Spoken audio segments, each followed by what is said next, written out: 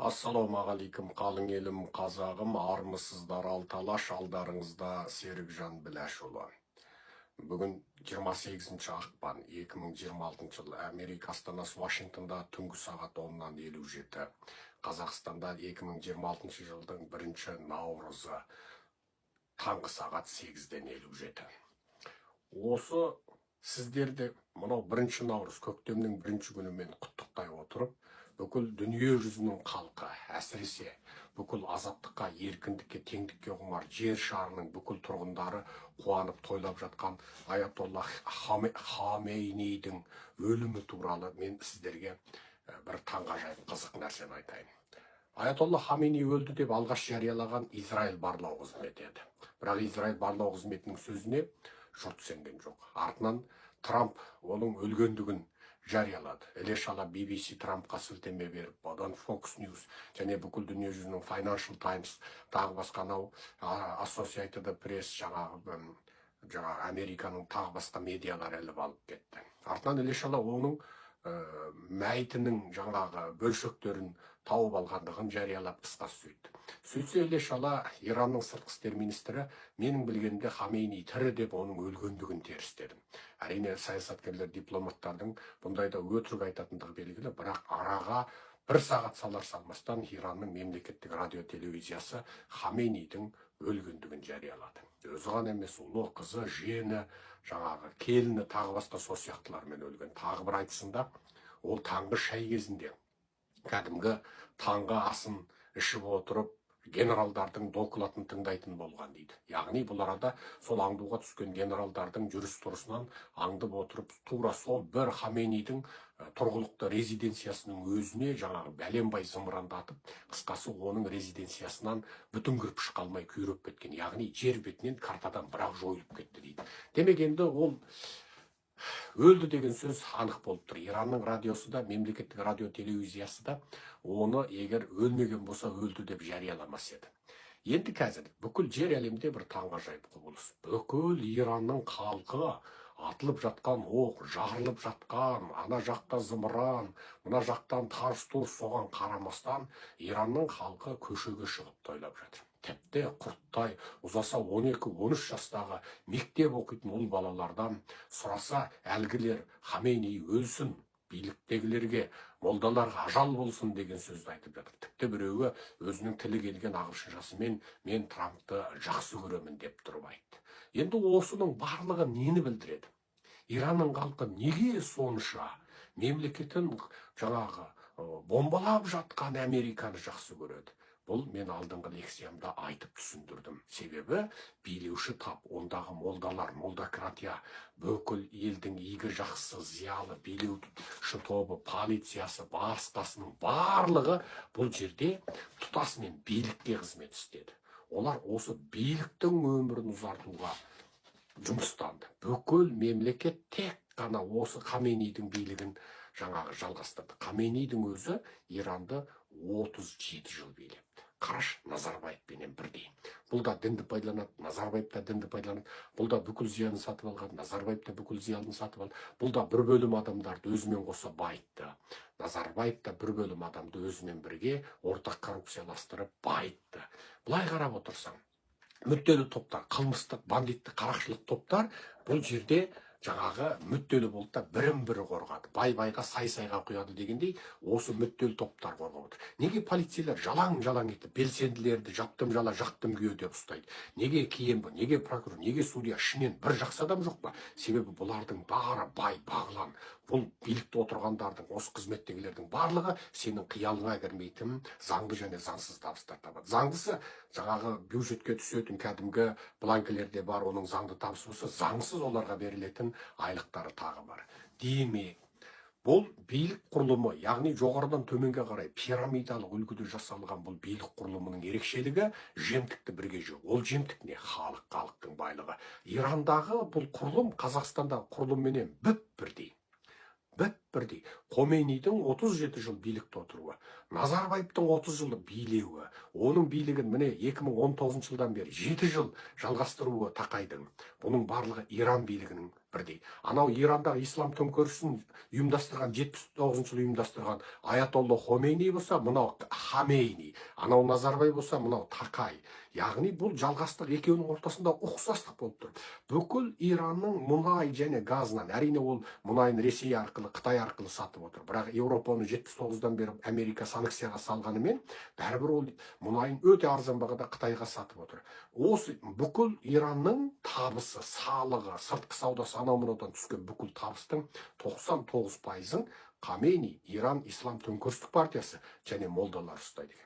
Бүкіл мемлекетті молдалар арқылы билеп меңгеріп отыр, ұстап отыр. Ал осы молдалар, жаңағы билік құрылымдар, Иран Ислам төңкерістік партиясы, қамаушы жаныштаушылар, жаңағы мораль полициясы, бүкіл жастарды аңдып жүретін интернет полициясы, осының барлығы Қазақстандағы КГБ киімбілік құрылымымен бірдей, полицейлік құрылыммен бірдей, яғни полицейский государство, яғни полицейлік ел. Полицейлік ел, полицейде шексіз билік бар. Шексіз билік бар. Ол саған айыппұл салады, ол сені қамайды, ол сені тергейді, ол сені қорқытады, ол сені тіпті сен жасамаған істі жасап қоюың мүмкін деп саған алдын ала ескертеді. Олар бақсы, олар әулие, олар саған күні бұрын сені қылмыс жасап қоюың мүмкін деп ресми оны қағазбен беретінін қайтесің. Ондай қағазды кезінде маған сенің қылмыс жасап қоюың мүмкін деп маған да 4 рет берген. Сен заңсыз жиналыстар ұйымдастырып жүрсің, ол 174 бап деген қылмыс болуы мүмкін деп маған 4 рет қағаз бергеннен кейін мені ресми қылмыскер деп тұтқындаған болатын. Демек, бүкіл дүние жүзінде адам алдымен қылмыс жасайды, содан кейін тұтқындаса, Қазақстан сенің қылмыс жасағалы жатқаныңды күні бұрын біледі. Бұл полицейлік елдердегі, бұл диктатуралық, жаңа заң салтанат құрмаған зұлым елдердегі ортақ ерекшелік.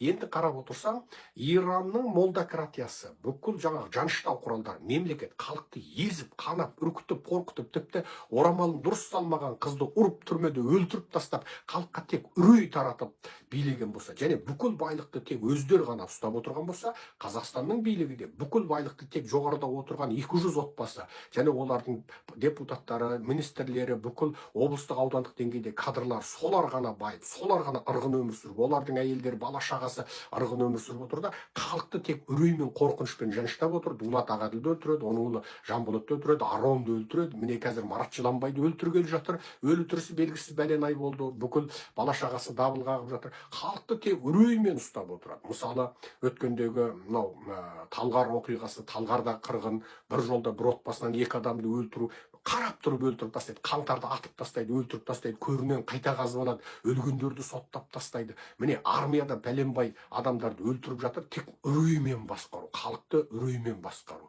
Енді қараңдар, менің бүгінгі қысқа нұсқа сөзімді айтатыным сол, осы аз уақыттың алдында ғана, бірнеше айдың алдында ереуілге шыққан халқының 30 мыңын әлде 60 мыңын қырып тастаған сасық молда, сарт молда, диктатор молда, қанішер молда, міне ажал құшыпты. Иранның мемлекеттік медиасының өзі айтып отыр.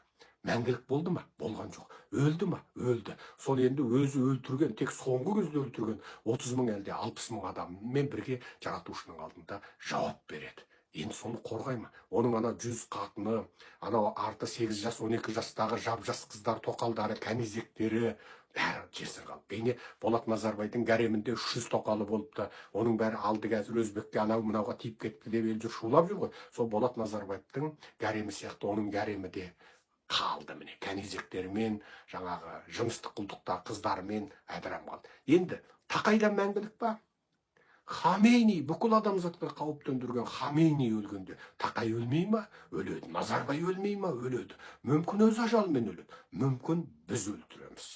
Мүмкін олардың жанын шырылдатып тұрып біз аламыз. Мүмкін біз оның басын шабамыз. Ал енді осыдан барып туады. Қазір мынау Тақайдың аталмыш конституциясын дәріптеп, елді үгіттеп, мынау басында граммиі жоқ әртістермен топас әншілер жүр, жаңағы ел алдындағы аталмышы зиялы сымақтар жүр, соны мақтап, ақтап, жақтап, ойбай деп әкетіп бара жатыр. Оның сұрағы жоқ па ертең? Ертең сол қылықтар үшін жауап бермейсіңдер ма? Жауап бересіңдер. Біз сендердің тірі кездеріңде билікті алатын болсақ, онда біз сендерді кәдімгідей дарғасамыз. Ұлттың осы қасіретке қалуына сендер кінәлісіңдер. Сендер сол Назарбаев Тоқаевтың қылмыстық жүйесін жалғастыруына, соның халықты езуіне, идеологиялық ақпараттық үгіт насихатына қызмет істегендері үшін сендер бірінші қылмыскер боласыңдар. Сендердің қылмыстарың ана миллиардтарды ұрлап шетел асырғандармен бірдей болады. Сен сол үгітші, насихатшы болып, халықты көнбістікке үйретіп, осыған көн міне. Біздің бәріміз деп, солардың жаңа ит аяғынан жуынды ішкен сол сенің қылмысың үшін біз сендерді жазалаймыз. Алай аталмыш ел ағалары тұлға, сұлға болып жүрген. Мен олар тұлға демеймін, оларды сұлба деймін. Оларды да жазалаймыз. Ал оның ішінде кейбіреу қартайып тұр, мәлкілдеп жаңағы кәртейген шайтан болып тұр. Оны көрінен қазып аламыз. Көрінен қазып алып оны, көрінен қазып алғандығымыз соншалық сатқындар моласына жерлеп, оның арсыздығын бүкіл Назарбай Тоқайдың билігіне қалай жұмыс істеген бүкіл фактісімен қойып, осындай ұлт сатқындар, малғұндардың кесірінен қазақ халқы міне жарты ғасырға жуық міне осындай езгіде жасады деп тұрып, біз соның бәрін дәлелдейміз. Бұл сөзім әрине, мынау жайшылықта елді саясатқа кірмеңдер, саясатта нең бар, елбасымыз аман болсын деп дұға жасайтын. Және өздері елді саясатта кірмеңдер, Назарбаев сенің қызыңды шешіндірді ме, саясатта нең бар дейтін. Бірақ анығында билік шақырса ләббай бегім деп алдына бар, сол биліктің үгіт насихатын жүргізтетін. Осы биліктің жаңа қанішерлігін, зұлымдығын жаңағы жалғастыруына септігі тигізетін дін тонын жамылған дінкештерге де қаратылады.